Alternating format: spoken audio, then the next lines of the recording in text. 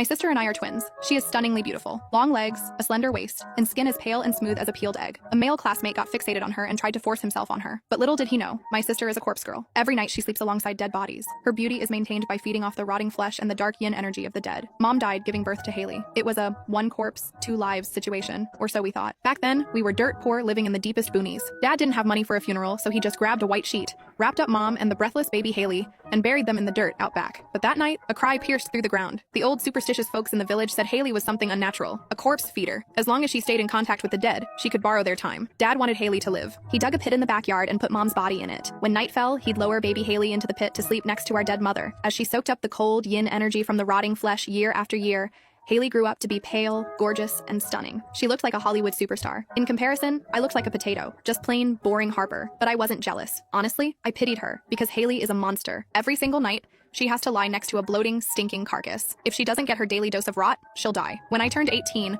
I got into a college in the city. Haley insisted on coming with me. I said, Haley, you need to sleep with a corpse to survive.